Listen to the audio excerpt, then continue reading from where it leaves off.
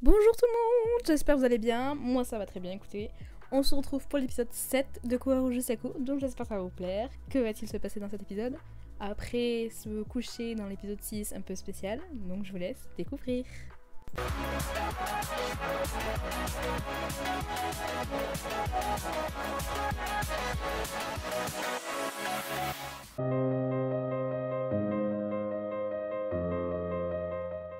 Épisode 7. Quoi? Monsieur Josako? Sa main parcourait mon dos en le caressant.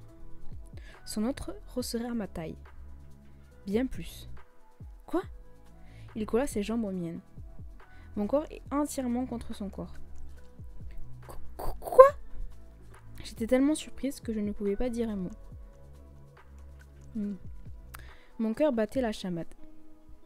Mes joues étaient brûlantes. Est-ce que, parce que sa poitrine est pressée contre mon visage, que je ne peux pas respirer? Monsieur Josako?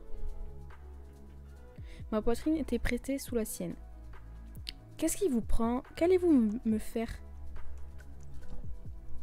Je pense qu'il dort. Ses jambes se déplacèrent en douceur pour enlacer les miennes. Non!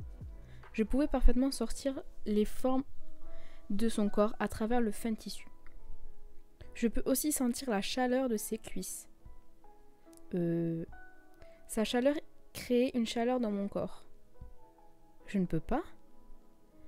Je pensais qu'il fallait m'éloigner de lui. Ma volonté disparut par le simple fait de toucher légèrement son corps. Je me sens détendue. Même mon cœur commence à s'enflammer. Oh! Soudain, une vision se ravive en moi. La prémonition dans laquelle M. Josako et moi nous étreignions. Cette vision. La vision que j'avais clairement eue lorsque j'avais été forcée de m'asseoir sur le canapé. Je me suis vue éteindre M. Josako, les yeux débordant de larmes de bonheur. Est-ce que ma vision, c'est ça? J'eus le sentiment que l'intérieur de ma tête devenait glacé. En même temps, mon cœur battait de plus en plus vite et rendait mon corps encore plus brûlant. Le lit dans ma vision était-il celui-ci? Je ne sais pas. Il se peut qu'il ait été différent, mais câlin.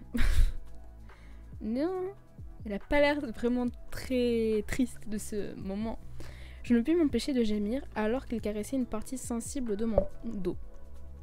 J'avais honte d'entendre le son de ma voix sur un ton si sensuel. Un de ses soupirs caressa mon lobe d'oreille et éveilla un certain désir en moi. Non, je me sens en danger. De la même façon que lorsque j'avais été déshabillée. Mais c'est différent. Cette fois-ci, je ressens des sentiments agréables. Que devrais-je faire? Je pourrais m'abandonner à lui. Cette pensée me vint au cœur.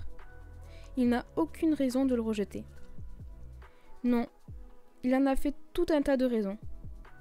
Seulement 1 jour et demi était passé depuis que nous nous étions rencontrés. C'est un tyran qui me traite comme bon lui semble. Il est mondialement connu, je suis trop différente de lui. Et c'est un Hihu, et je suis Suira. Je ne serais pas heureuse si j'étais sous son influence. Des opinions contradictoires apparaissaient dans mes pensées, mais mon cœur était confronté par la chaleur de son torse. Je crois que je vais fondre dans cette position. Parce que... Pardon? Puis M. Josako dit quelque chose de façon langoureuse. J'essayais de l'écouter attentivement. Que dites-vous? Parce que les oreilles suisses sont très très bien. Hein? Les oreillers suédoises sont énergiques? Que dites-vous, M. Josako? J'ai séparé le haut de mon corps avec force et ai regardé son visage. Ses longs cils ne bougeaient pas, il faisait de l'ombre sur ses joues.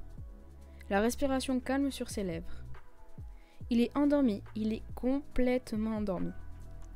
Parlait-il en dormant? Je tentais de séparer doucement mon corps du sien. Son corps est lourd, je vais tenter de me tirer vers l'extérieur car il ne me serre pas si fort. Oreiller suisse. Je notais la forme de ses mains et jambes enroulées autour de moi. C'est la même position que lorsqu'on dort contre un énorme coussin, non? Il me tenait dans ses bras et avait posé ses jambes sur les miennes. Rêve-t-il qu'il essaye d'importer de la literie suisse, pardon? Il peut oublier son travail lorsqu'il dort.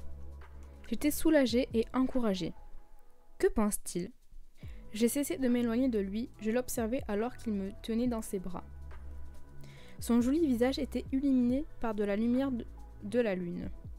Son nez bien formé, sa bouche légèrement ouverte. L'intensité de ses expirations, il ne semble pas aussi sévère que d'habitude. Il y a quelque chose de différent. Il semble plus doux que d'habitude. À présent, il n'a pas ce regard froid et perçant. Son visage paisible endormi semble tellement vulnérable. Sa présence est douce et confortable. Normalement, il agit comme s'il portait une armure. Si je me rapprochais de lui, je serais blessée car il est froid et dur. Mais il l'est maintenant. Il est chaleureux et doux. J'ai respiré profondément. Je détendais mes épaules et m'appuyais contre le doux matelas. Je vais dormir.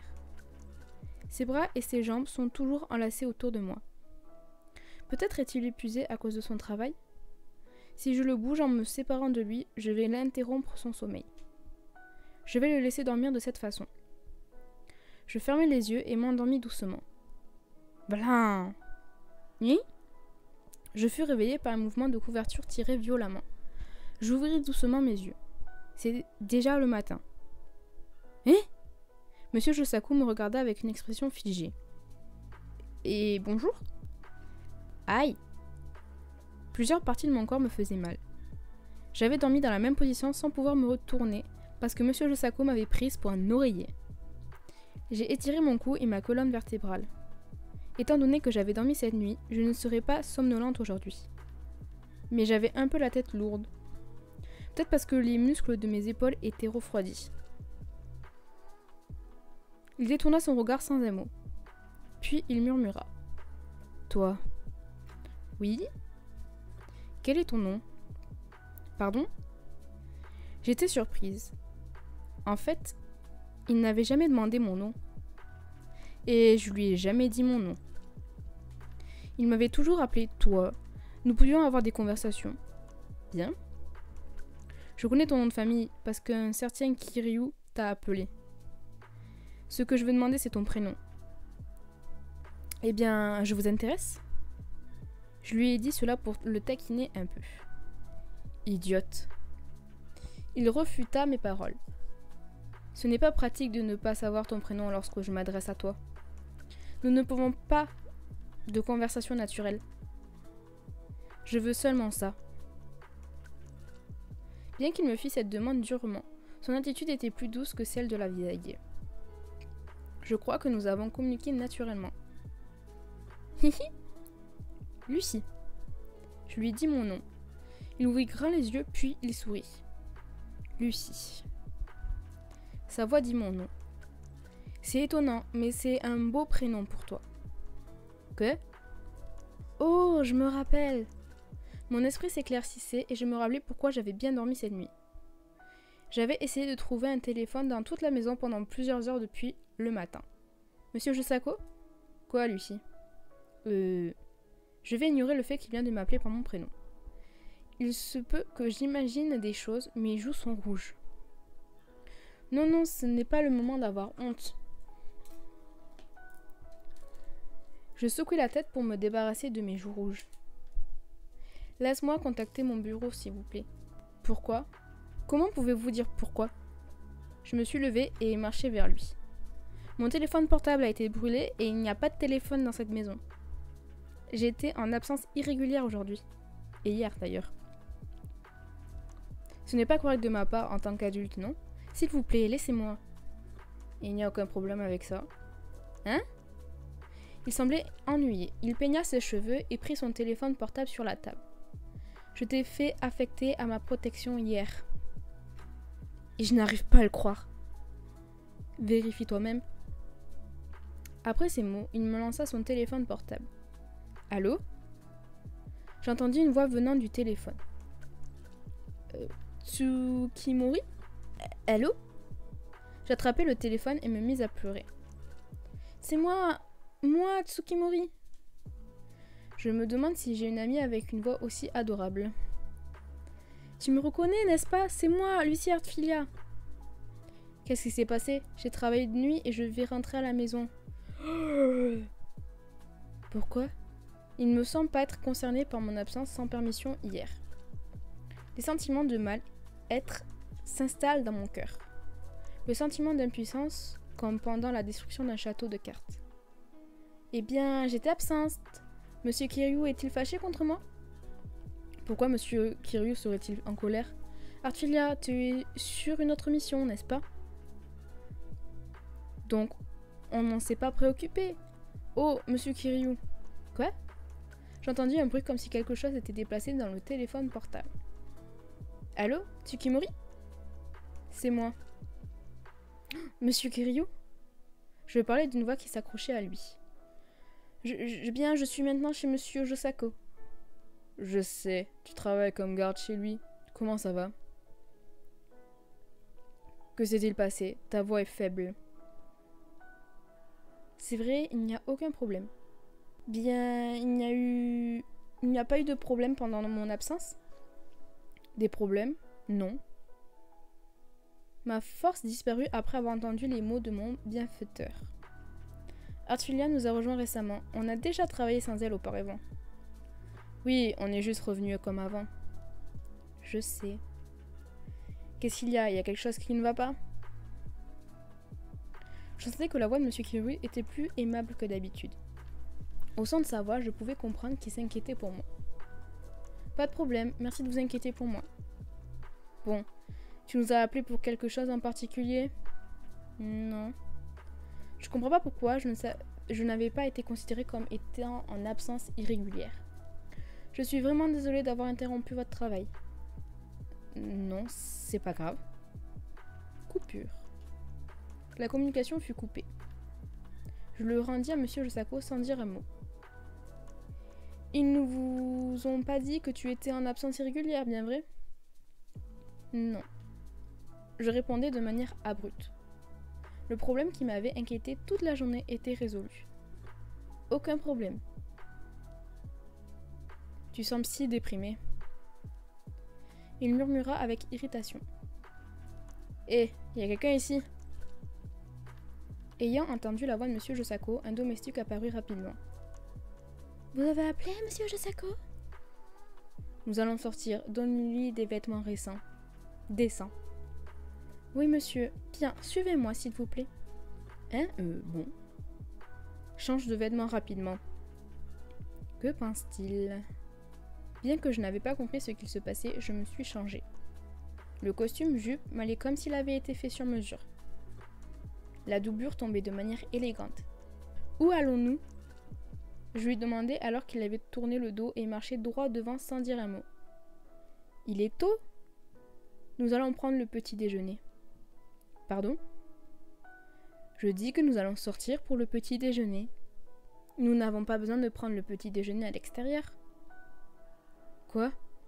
Il s'arrêta de marcher et se tourna pour me regarder. Tu veux que je cuisine pour toi? Tu es terrible. Eh bien... Alors puis-je cuisiner? Il semblait surpris parce que je venais de lui demander. Tu cuisines. Je ne peux pas cuisiner des mets luxueux, mais je peux cuisiner des plats plus ordinaires avec ce qu'il reste dans la cuisine. Il sourit légèrement. Je ne peux pas manger les plats d'une femme si facilement après cette expression si peu convaincante. J'ai hâte de manger tes plats de pauvre la prochaine fois. Pauvre? Bon, même si ce n'est pas faux.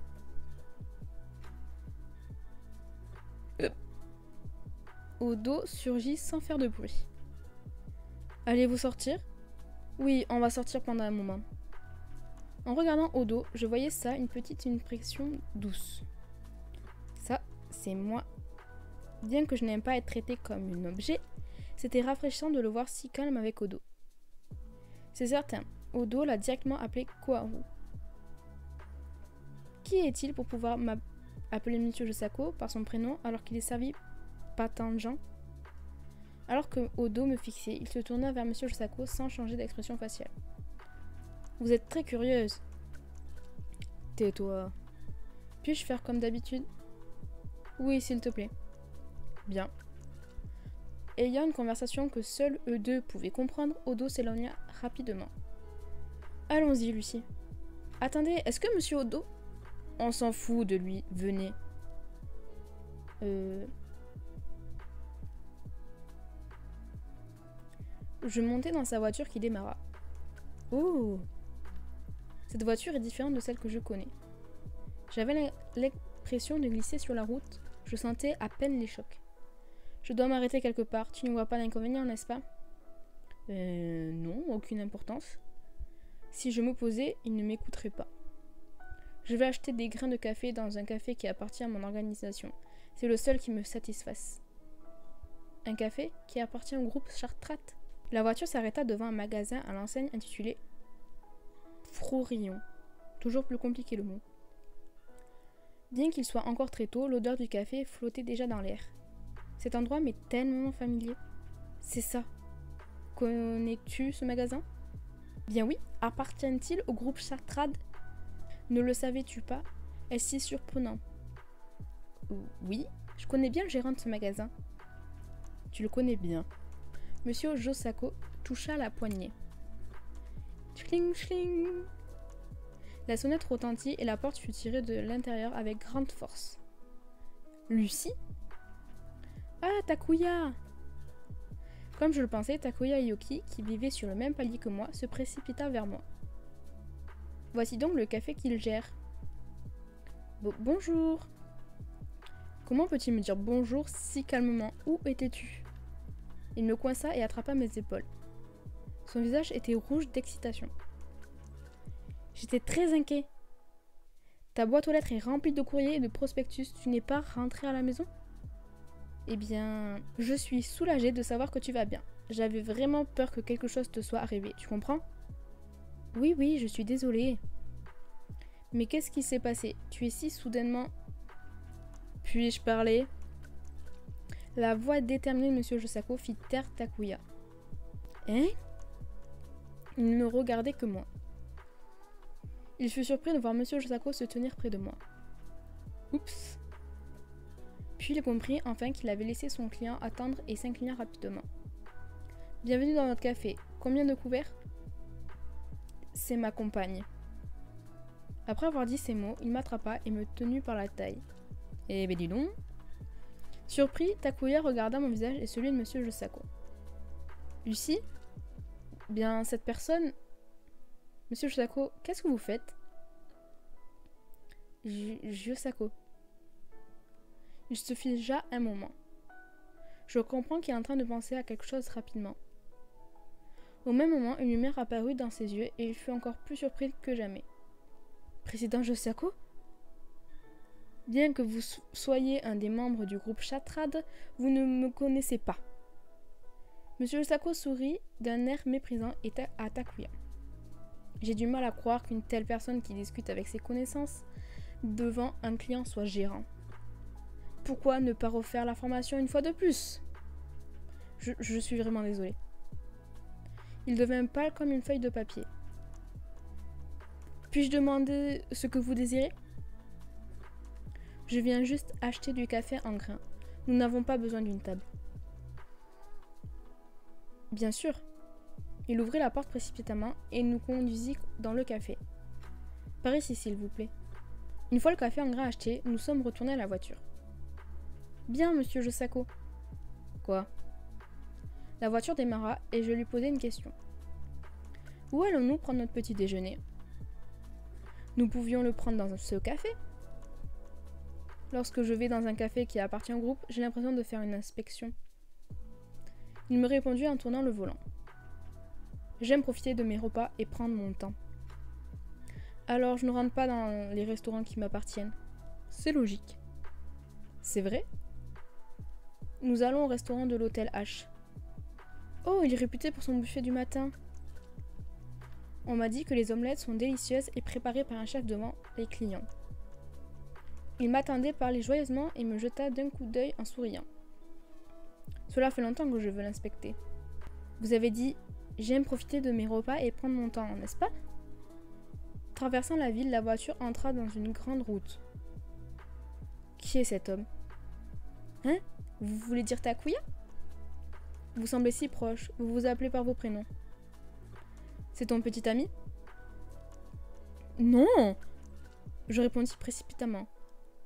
C'est mon voisin depuis 7 ans, depuis que je suis partie dans mon appartement. C'est un ami proche, comme un grand frère. C'est plutôt comme un petit frère, bien qu'il soit plus âgé que moi. Il soupira. Je peux pas laisser le café à un homme si peu fiable. Non, je veux pas dire que... Je ne veux pas le faire virer à cause d'une blague. Le café a une bonne réputation, il est très populaire chez les dames du quartier. Et il a toujours beaucoup de clients. Je sais, dit-il sèchement. Il y a eu un silence pendant un moment. Voisin pendant 7 ans, que faisais-tu à ce moment-là? Tout en travaillant, j'étudiais au lycée de communication. Un lycée de communication? Ma mère m'a abandonnée à mes 15 ans. Depuis, je suis complètement seule. Son doigt tapotait le volant. Parle-moi de toi. Quoi? Parle de ton mode de vie, dis-moi tout. Cela ne va pas être très drôle, hein? Je ne m'attendais pas à ce que tu sois drôle. Je parlais de mon passé à Monsieur Josako tout en apercevant dans le miroir une voiture noire qui nous suivait. En grandissant, je n'avais pas de père et ma mère et moi étions seuls. Je fus abandonnée par ma mère qui détestait mon pouvoir de prédilection. Bien que j'ai réussi à trouver un travail, j'ai failli être complice d'un crime à cause de supérieurs malhonnêtes. J'ai essayé de m'enfuir et presque failli me faire tabasser. C'est à ce moment-là que M. Kiryu m'aida. Il était tout juste devenu détective. Et je voulais suivre son exemple, alors je suis devenue détective. Enfin, mon rêve vieux de 10 ans s'est réalisé. Je suis devenue une subordonnée de M. Kiryu. Donc tu t'es battue pendant 10 ans pour l'atteindre. Oui. Même si... Bien, des problèmes pendant mon absence? Des problèmes? Non. Je suis déçue de l'insignifiance de mon existence aux yeux de M. Kiryu. Pour moi, Kiryu est... Donc tu l'as aimé pendant très longtemps. Il n'y a rien de romantique, c'est mon bienfaiteur, il a changé ma vie. Je ne le remercierai jamais assez. Son profil s'assombrit légèrement. Hein, c'est quoi cette expression? Il semble seul. Il semble également blessé. Pourquoi fait-il cette tête? J'ai détourné mon regard et regardé le rétroviseur.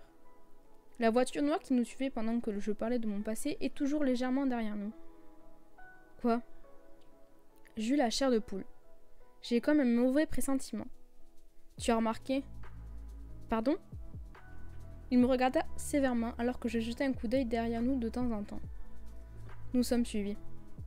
C'est sûrement une coïncidence. Le penses-tu vraiment? Un sentiment de malaise m'envahit. Je sens comme une sorte de malveillance venant de cette voiture. Je vais les semer, tiens-toi bien. Quoi, les semer? Vroom. Avant de finir ma phrase, il se mit à accélérer. La vitesse poussa mon corps contre le siège. Au même moment, un camion qui roulait sur la voie opposée traversa en plein milieu de la route et passa devant nous. Merde! Il avait l'air pressé. Au même moment où on accélérait, le camion vint se placer devant nous. Ah! Dans le prochain épisode, le camion s'approche de nous. Que va-t-il se passer pour Josako et Lucie? Bon, alors voilà, je sais pas ce que vous avez pensé de cet épisode, mais ce fut banal, on a pu voir un peu de jalousie et d'intérêt de la part de Josako, donc c'est plutôt intéressant. Maintenant, comment ça va se finir l'épisode d'après, parce que à mon avis, il va y avoir une petite course-poursuite ou carrément un accident, donc on verra bien. Et je vous dis à bientôt, n'hésitez surtout pas à liker la vidéo et à vous abonner et à me donner votre avis sur cet épisode en commentaire, et je vous dis à bientôt!